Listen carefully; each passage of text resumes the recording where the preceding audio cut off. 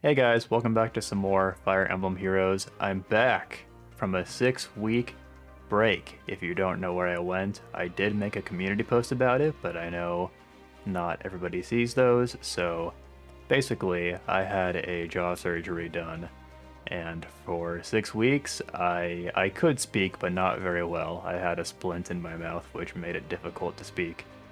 And now that I've had it taken out, I still can't speak that well, I feel like. I'm still getting used to speaking without it being there. And also my mouth is a different shape now. It was a whole thing. Maybe on stream I'll go into more detail about it. But for now, all you need to know is I'm back. I can talk for the most part at like 90% capacity. And we have some catching up to do because a lot happened in Feh in the last 6 weeks. So I'm just gonna blast through everything that's happened. I'm not gonna go into a huge amount of detail just because it will take too long. And we're gonna get caught up to the present, and I'm gonna talk about what I plan to spend my orbs on. So the first thing that happened was at the end of January, we got this weird double mythic banner with Fomortiis and Gotoh. And I don't know why, it feels like this was so long ago, maybe because this was like when I was starting to first recover after my procedure. But yeah, these units feel like they've been in the game for a while, even though it's only been a little over a month. Fomortiis, I haven't summoned either of these units. Fomortiis, I haven't had that hard of a time fighting him personally because I use small brain tanking strategies, so I don't really do like hit and run with ranged units or anything like that. I will say his perf has an interesting effect where if you initiate combat on him, he like takes the turn away from all of the units that are surrounding the unit that attacked, which never activated on me over the course of like a month of fighting him in Ash Randomus season until like just recently. And I was like, oh yeah, he has that effect. So yeah, that's like the main thing you gotta look out for. Otherwise, fighting him isn't too bad. He does get a lot of damage reduction though, which is pretty annoying. We also got Gotoh, who is a new light mythic, and this is a unit that I've barely seen. I haven't actually, that's not true. I've seen him a lot in Ether Raids, like defense replays, so I guess people do have him. I'm just not one of them. I believe, after I review his skills here, I'm pretty sure his main gimmick is just that he lets you reduce damage from AoE specials by 80%, which is a pretty big deal. I've always thought that, like, the most undefeatable strategy in Ether Raids, and even in, like, Summoner Duels, is, like, AoE special spam. So being able to negate that finally is probably pretty nice to have. I didn't summon on this banner just because I was trying to save orbs. But yeah, Gotoh, pretty good light mythic. He came with Guard 4, which is kind of crazy. It's another one of those skills where they just kind of sprinkled damage reduction on it. So we're getting more skills like that, I guess. This was a pretty strong banner. Who else was on colorless? Let's see. It was Arval, so yeah, this was a really strong banner, but I didn't go for it personally. Also, it is pretty cool to actually get these characters in the game now, Gotoh and Fomortiis.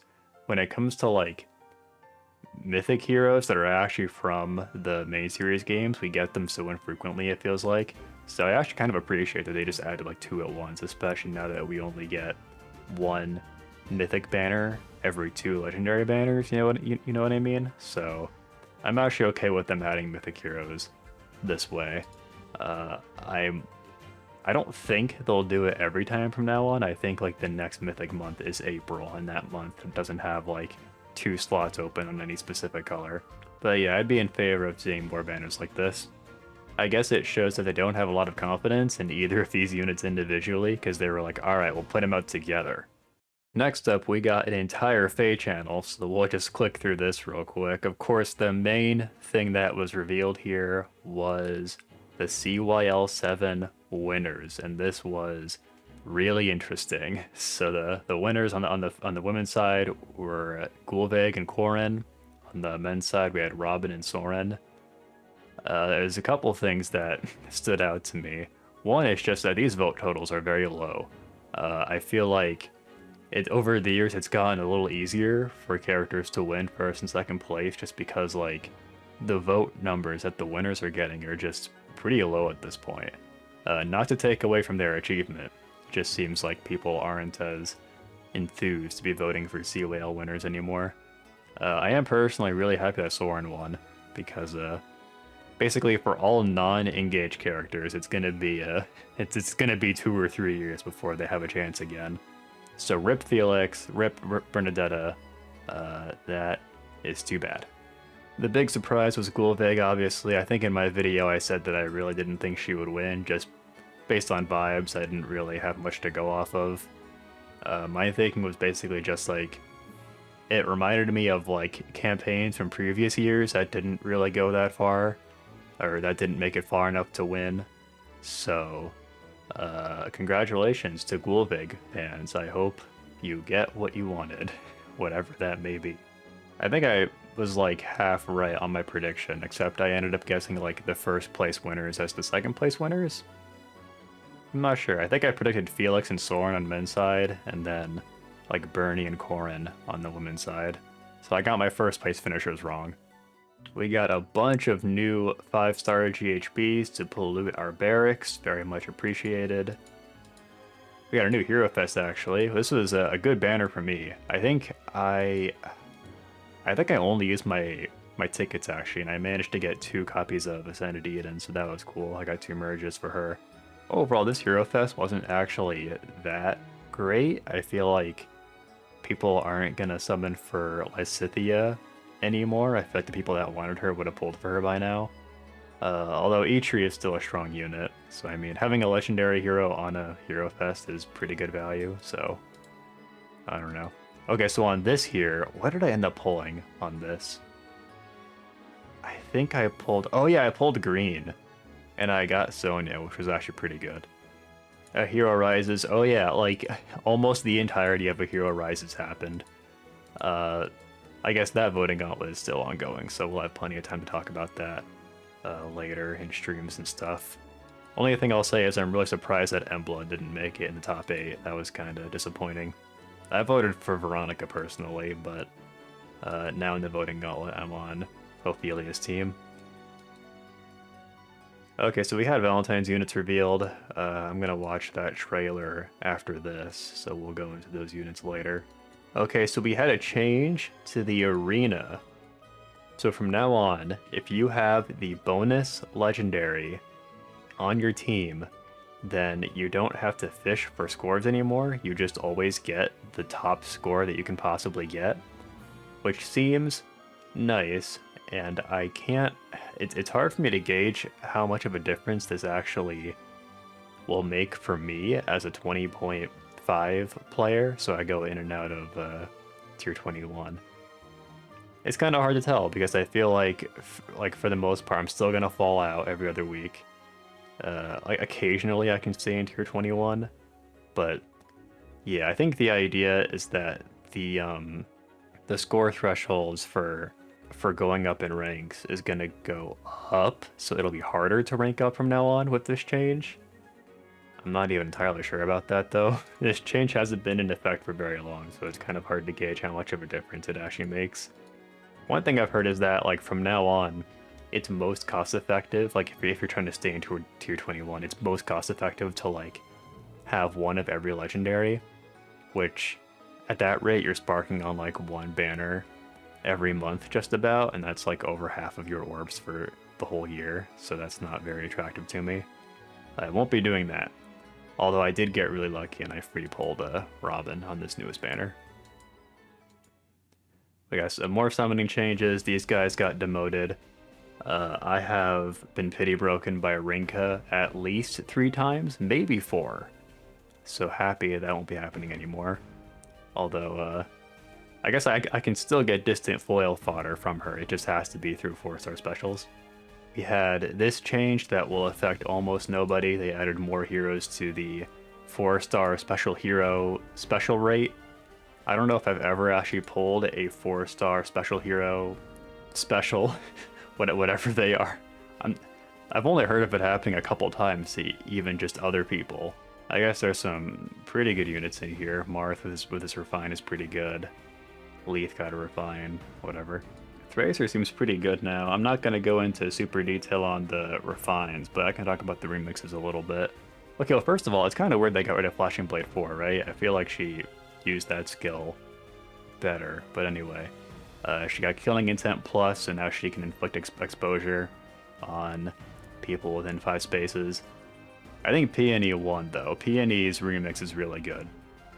She basically just got the ability to neutralize penalties on your units, which is really good, especially in Light Dark Season where you're fighting Yune and stuff. Yune can still attack you for a lot of damage because she, like, her damage is calculated using, like, the penalties on other foes outside of combat. But even still, Gentle Dream Plus is really good. I feel like Fortify Res 4 might be better for Peony. I kind of liked having Fortify Res 4 on her because it kind of gave you the flexibility to, like, raise someone's res by 7 in case you wanted to.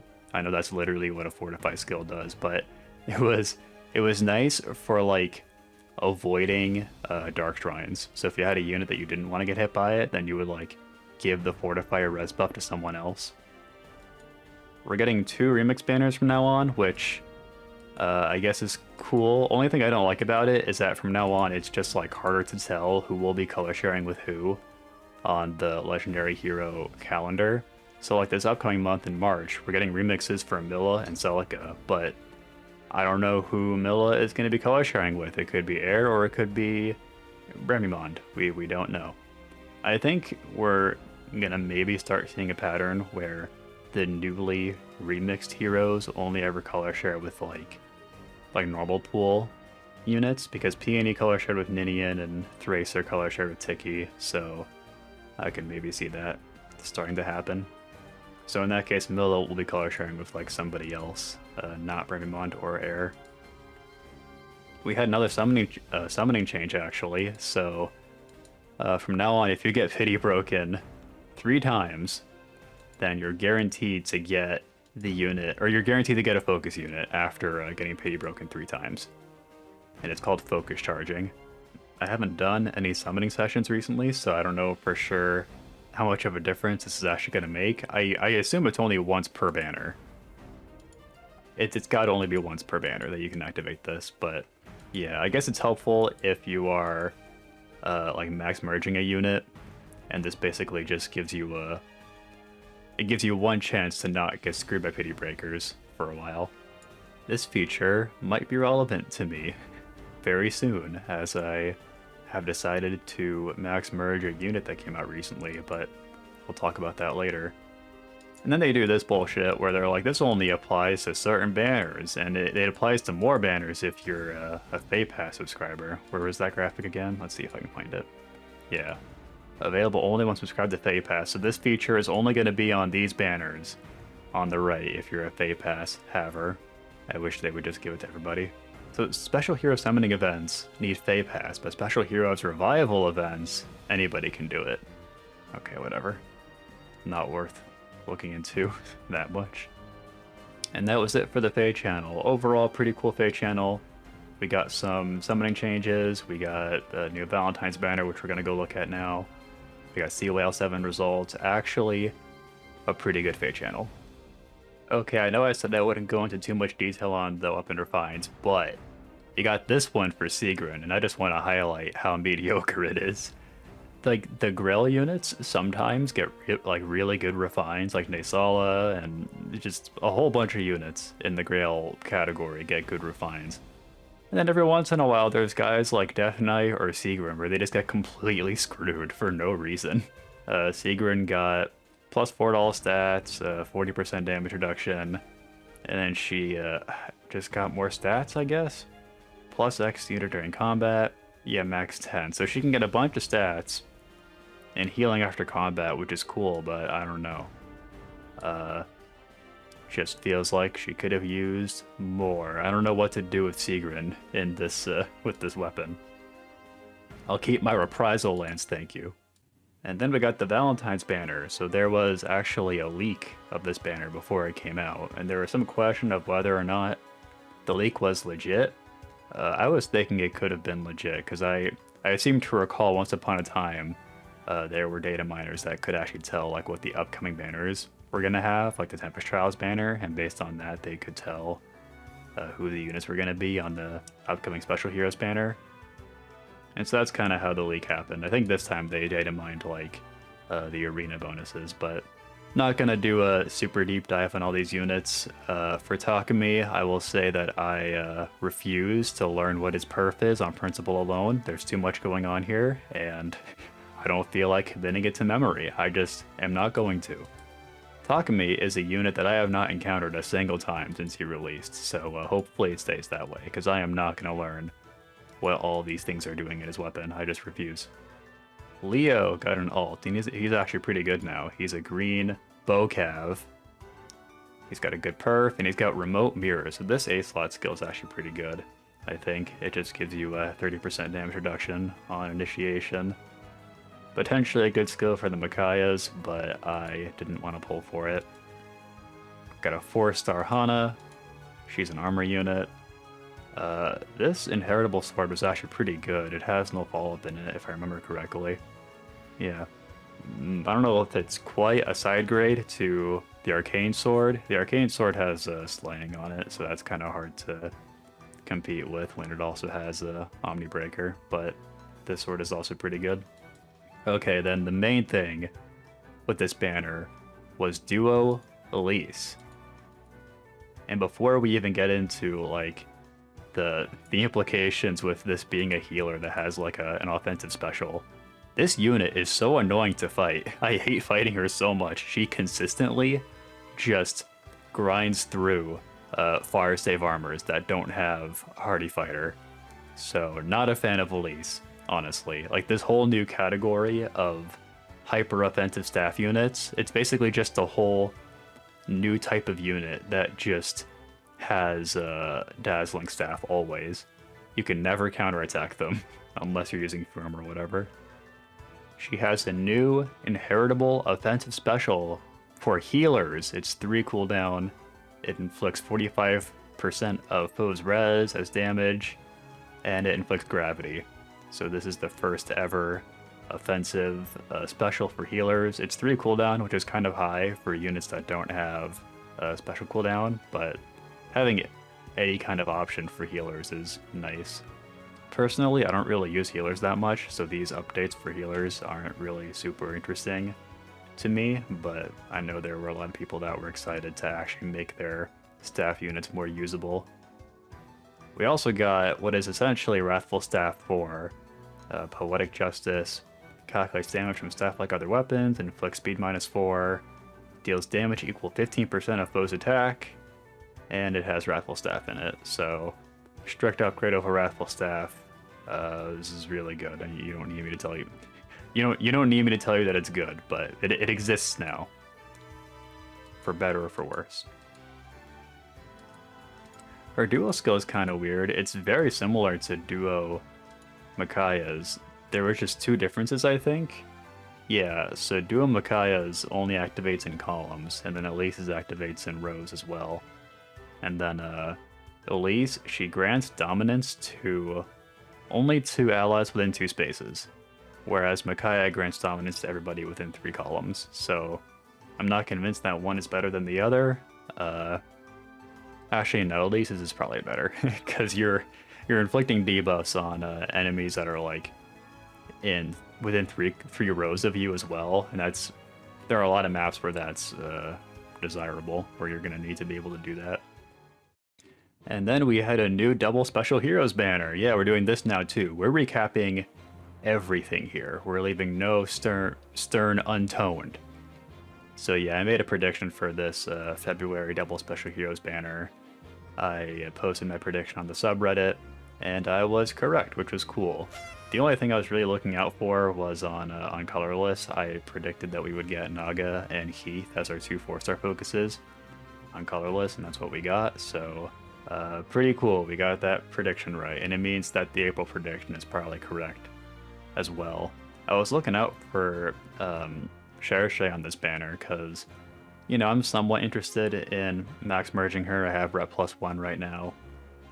It would be cool, but there are other things I want to summon for right now. And if Cherche was sharing with like Soth or Black Knight instead, then maybe I would feel more inclined. But yeah, this honestly a bummer. This banner with Cherche and then the April banner with Soth and Black Knight, both pretty strong banners as far as I'm concerned. I want all of them, but I decided to summon for somebody else that we're going to be looking at later. Oh yeah, and for double special heroes, I'll do another video for double special heroes probably in April. Well, let's see. So we're getting the next banner in April. Maybe like end of March, I'll make the next video. And then we had a big surprise. We all thought we were going to get a new Engage banner since that game just came out. But instead, we got a Radiant Dawn banner for the first time in 4 years? I want to say 4 years since the Gallia banner. So this is kind of nuts and unexpected. We got Elincia and all of the characters that hang out with her. We got Lucia, we got Joffrey, and we got Bastion. I think Lucia is a really cool unit. Her perf, it doesn't have Accelerated Special Trigger, which would usually make you think that she must just be really terrible, but her whole gimmick is that she just doesn't activate specials in combat, and she negates specials that activate in combat in general. So anybody that's fighting her is just unable to activate their specials, which is really cool. I like that a lot. I think the meta has been going towards just special spamming over the past couple years, and so having a unit that can just like ignore that is really cool. She also negates everything else. She disables effects that guarantee follow-up attacks. She negates Vantage and the other effects that affect attack priority. She negates effects that prevent her counterattack. Very cool unit. I like her a lot. Joffrey, I haven't paid too much attention to, honestly. These Lance Cavaliers, these new ones that we get, they're all good, but it's hard to be interested in any one of them in particular. He gets Cantona's Weapon, which is good. He gets Accelerated Special Trigger, of course. He gets stats, he gets damage reduction. Foe can make a follow-up attack. I'm sure he's good. Just not gonna think too hard about it right now. Bastion is cool. Nice to have him in the game. Another green emote. I think this is our first time getting Sabotage Res in the 3-4 star pool, which is nice. We have a new type of inheritable tome at a time where nobody cares about inheritable tomes anymore because we're all just waiting for the arcane blue tome and arcane green tome to come out. I think Grondir is like not even that good. Grants attack +5 to unit, and inflicts attack -5 on foe, and inflicts guard. So not terrible. This is alright. I think it's like it's the same as like Halloween Sophia's weapon, which was okay. Okay, so for a long time, I was waiting for Legendary Elincia. So when I saw her here, initially I was really excited because I was like, oh hey, finally a new Elincia. This is kind of what I waited for. But honestly, this is not really what I wanted. I was really looking forward to Legendary Elincia, and this is not quite what I wanted. Ascended Elincia is cool. She's a flying staff unit. She's another one that has like an inheritable offensive special, and she's got Dazzling Staff for her. But just not quite what I was looking for. I was saving my orbs for all this time so that I could get another Max Merge Legendary, and I can't really do that if Elincia is Ascended and not Legendary. So this was honestly kind of a bummer. And her art is good, I guess. I just don't vibe with the outfit that much. I don't like how it's kind of an in-between between her Path of Radiance outfit and her Radiant Dawn outfit. I don't really vibe with it. Yeah, overall kind of a bummer. This Elincia alt was for me, because it just means I have to wait even longer for Legendary Elincia. And at this point, I'm just thinking, all right, well, I'm not gonna spend my current orb stash on Legendary Elincia, so I'll have to find something else to spend it on. Talking more about the unit herself, of course, she has Accelerated Special Trigger. I think all the units we talked about today have Accelerated Special Trigger, except for Lucia. She grants attack speed +6, and I'm pretty sure she grants auto follow-ups if you initiate combat. Yeah, she grants that to herself and to allies. which is probably pretty good. I don't know. I feel like I've had the effect before on Naga, and honestly, it's just not even that much of a difference maker. A lot of units that need to have a follow-up already grant themselves auto follow-ups, or they have like high speed and NFU, so yeah, I don't know about this effect honestly. Dazzling Staff 4 is called Dazzling Shift. Unit can move to a space adjacent to an ally within 2 spaces. Inflicts B-4 on foe during combat. On foe during combat, and foe cannot counterattack. Okay. It's kind of strange that Dazzling Staff 4 has like a movement buff in it. That's kind of interesting. But before I talk about my plans for summoning, there was one last thing that happened. We got a new legendary hero. We got Robin, finally, after 3,000 years. I think this may have been the most anticipated legendary hero.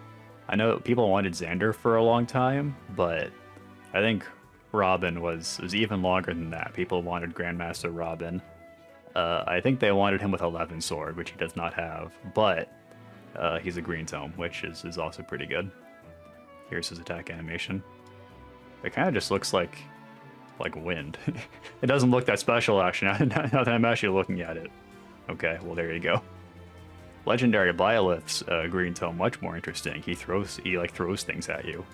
His whole gimmick is that he grants himself and grants his allies grand strategy. That was the one that was the unity effect. So you're negating debuffs. Not negating them, that's different. You're inverting your debuffs, which is a really good status. He's probably going to be a really strong support unit. He also just grants himself like a ton of stats and inflicts a bunch of debuffs on his foes during combat, so he'll be a strong combat unit. He's kind of slow though. His stat line's kind of weird. He has like 30 speed, 30 defense, 30 res, but he's inflicting so many debuffs on you during combat that he'll probably kill you. Oh, I almost forgot. His A slot skill like gives him unity a second time. Yeah, that's kind of funny. I was really blessed because I free pulled Robin. It's been a while since that happened, where I just free pulled the new legendary.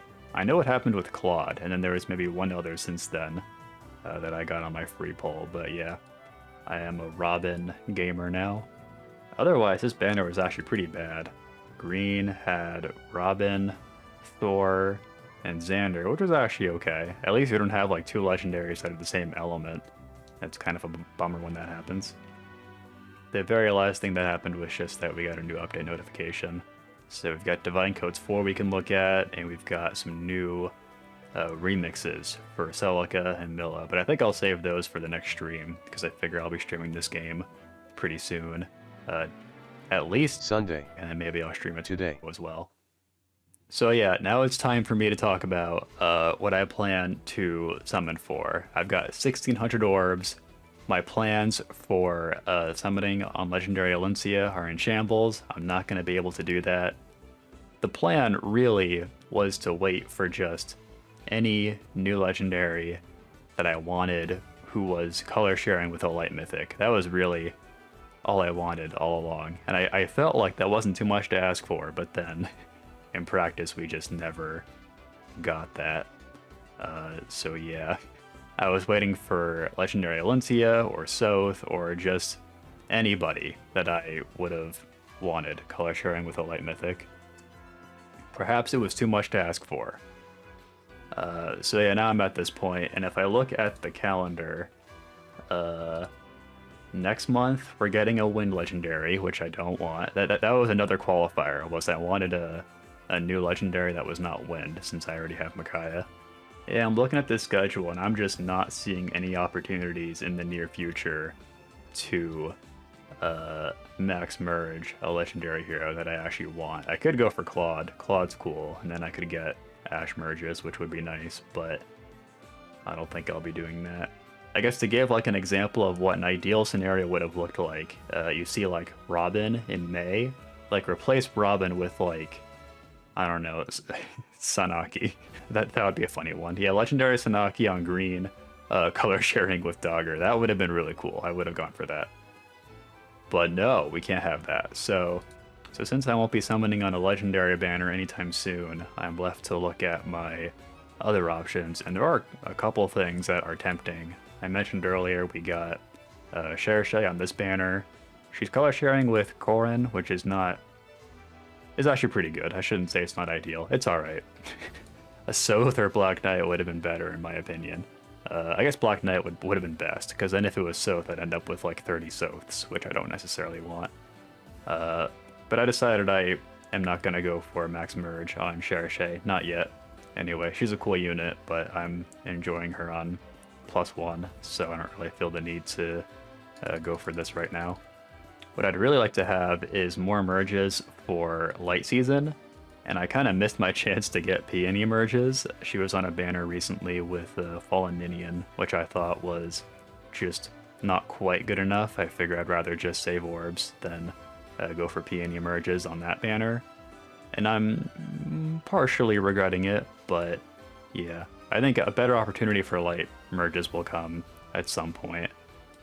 We've got Milla and Air later this month, so maybe I'll summon for that. So that kind of just leaves this banner right here. I will be using all of my orbs on this banner so that I can max merge Lucia, just because I think it'd be cool. She just seems like a cool unit. I literally just want her, and that's it. She doesn't progress my account in like a literal sense. It's not like a new legendary hero that I can have or a new mythic that will help my scoring, but she is really strong, and my arena core could use a unit like her. I can use her in Ether Raids. I think she'll be really strong at max merge, so yeah, that's what I'm going for. And also, it kind of feels like it's fulfilling a prophecy too, because like for so long, like ever since Carla came out and she was like randomly really good, like for years we've been joking like, well, when they finally add Lucia, she's gonna be randomly really good. Because just like Carla, she's only available for like a couple of chapters, but since she's an infantry sword waifu, she'll be incredibly strong, and she is. So it feels like we're kind of fulfilling a prophecy by going for max merge on her. So I'll be summoning for +10 Lucia on Sunday, the 5th. I haven't decided a time yet. Maybe I'll just tentatively say like 6 o'clock. But yeah, follow on Twitch to catch those summons. I'm really looking forward to it. These big summoning sessions are like the main thing I look forward to in Feh these days, so hopefully we have a good time. My chances for success are like 66%, which is pretty good, 2/3 chance, right? I'd like it to be higher, but whatever. But yeah, I'm looking forward to that. I hope you can join us on Sunday for those summons. And that's going to be it for this big recap. I hope it was enjoyable. I know I went through everything really quickly. I felt like I kind of had to, just so we could get on with it. But yeah, we'll be back with summons on Saturday, and then beyond there, we'll be back with more trailer reactions and double special heroes, predictions, and stuff like that. All right, thanks guys.